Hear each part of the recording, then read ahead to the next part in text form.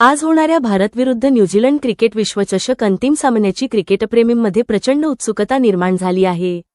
या पार्श्वभूमीवर प्रभाग क्रमांक 1 चे नगरसेवक श्री नितेश दादा पाटील यांच्या वतीने नागरिकांसाठी सामन्याचे थेट प्रक्षेपण मोठ्या LED स्क्रीनवर पाहण्याची खास व्यवस्था करण्यात आली आहे।